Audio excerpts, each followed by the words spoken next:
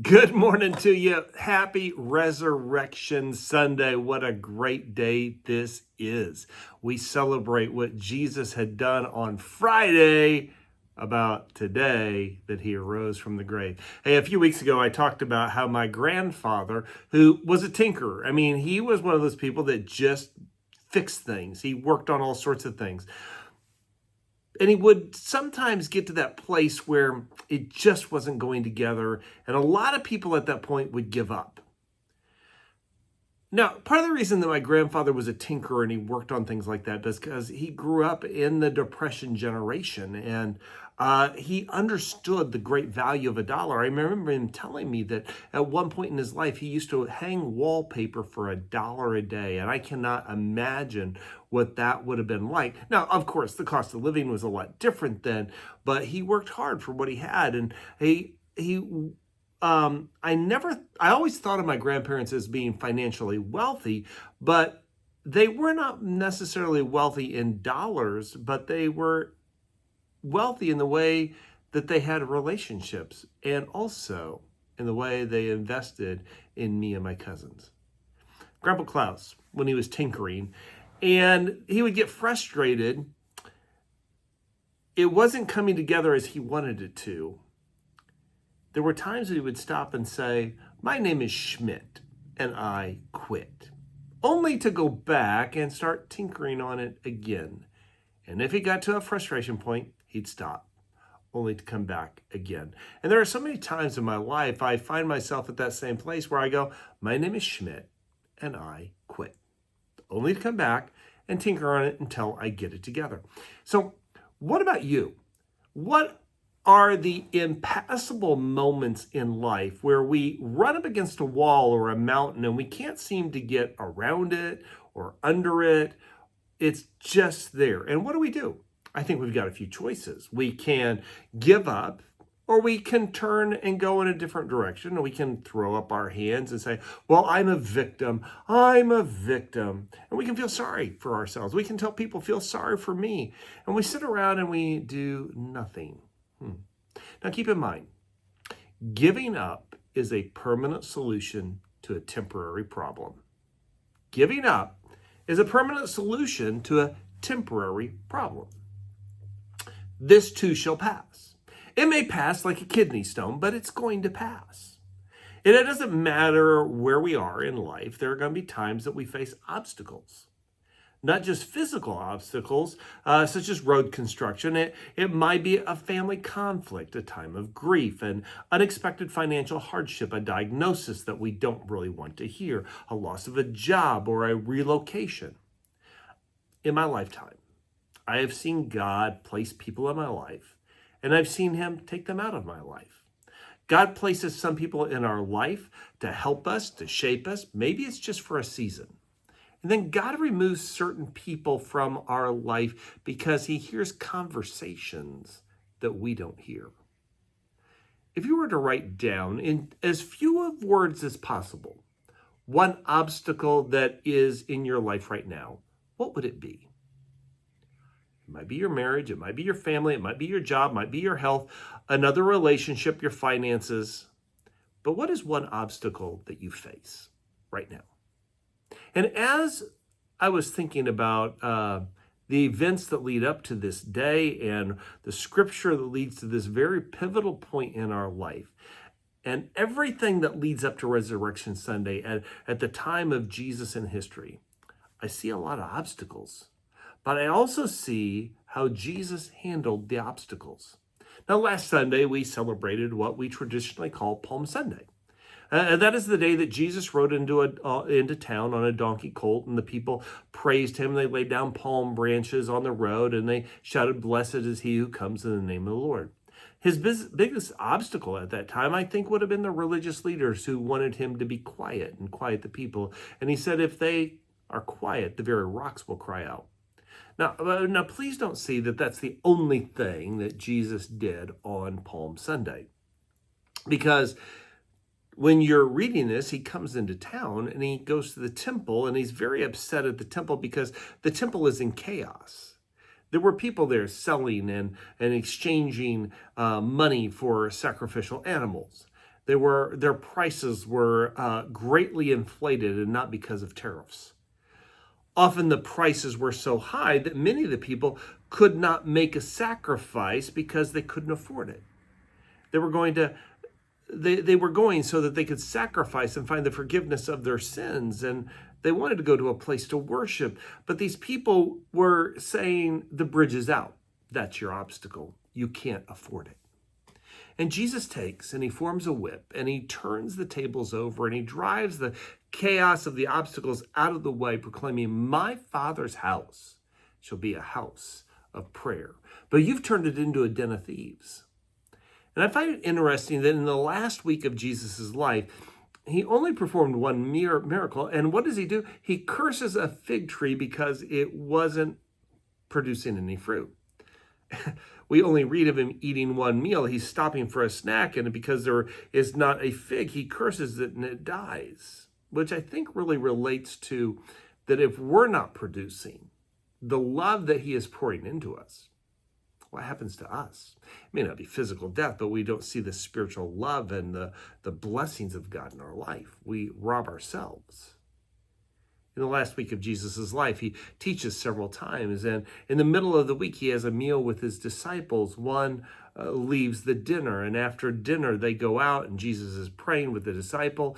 And he is praying for himself. He's praying for the disciples. And he's praying for you and me, which is good news. Because the prayers, our prayers, do not have an expiration date. And neither do Jesus's. In the garden, it's when he is arrested that night.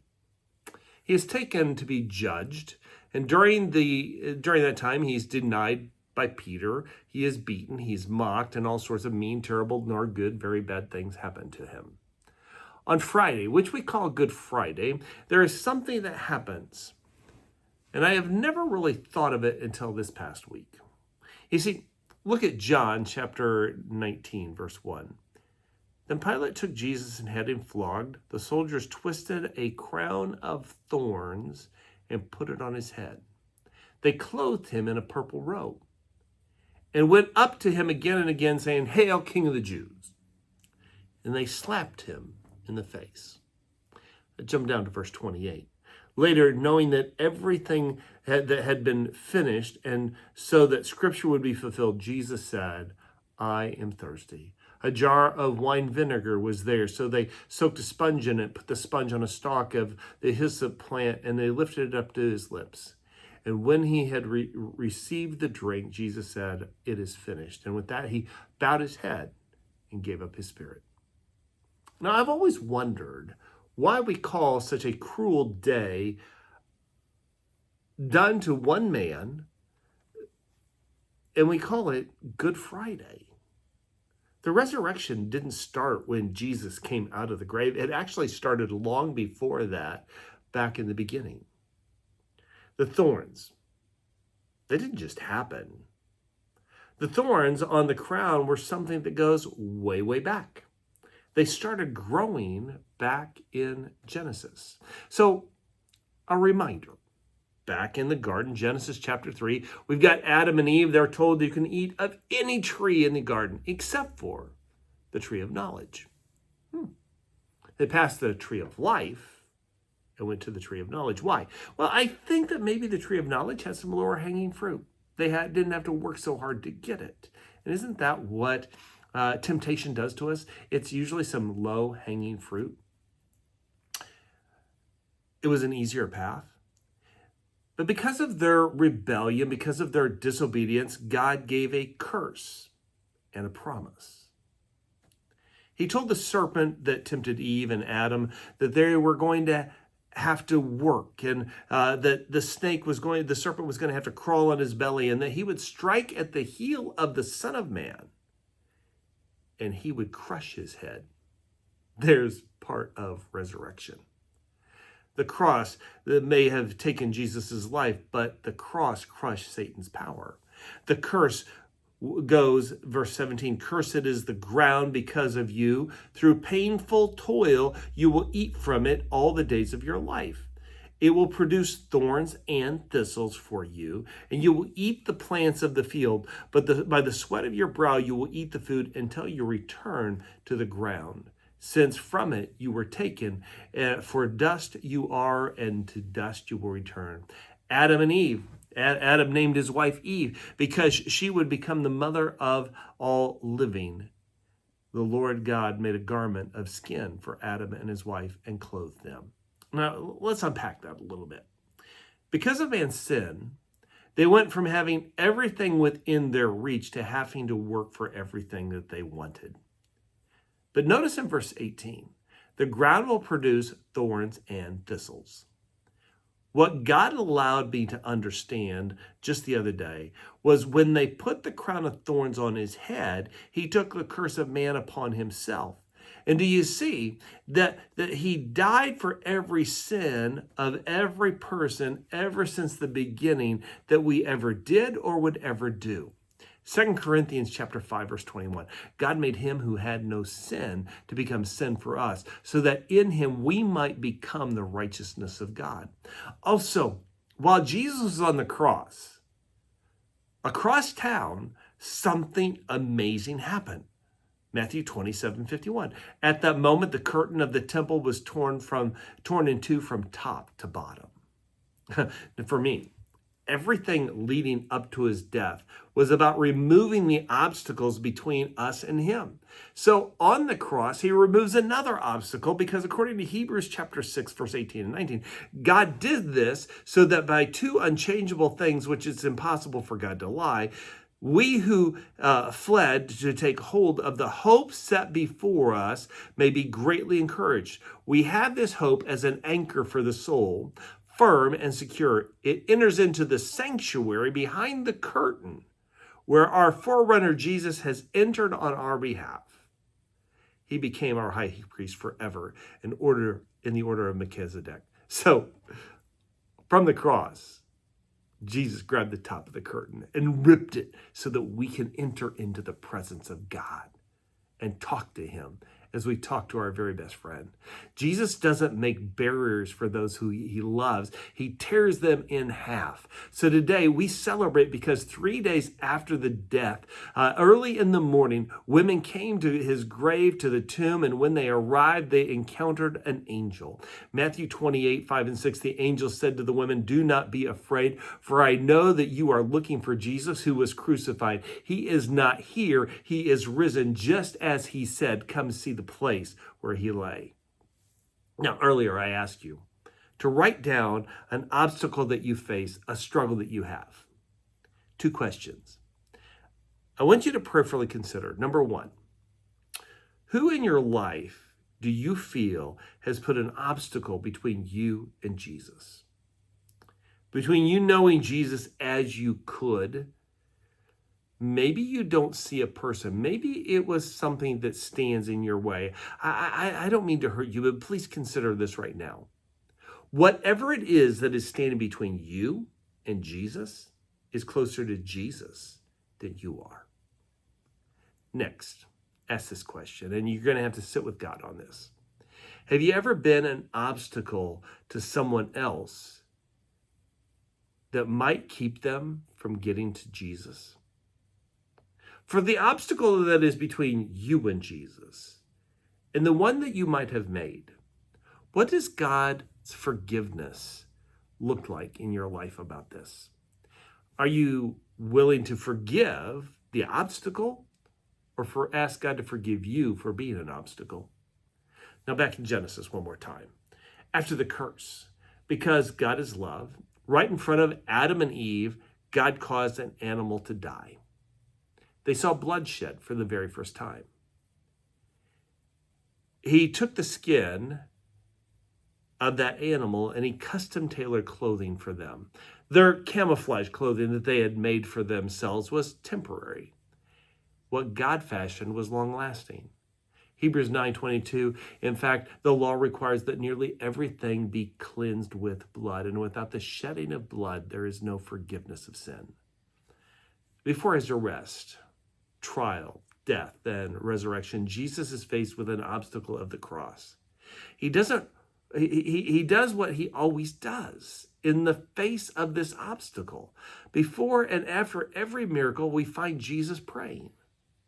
When God called Moses to deliver the children of Israel from their 430 years of slavery, God inflicted 10 plagues on the Egyptians. Pharaoh finally says to Moses, "Go, take the people, get out of here." So Moses and the people, they pack up, they're leaving. And as they're on the outskirts of Egypt, they turn around and they look, and here comes Pharaoh and his armies. The people began to do as they always did. They began to complain. Moses doesn't argue with him.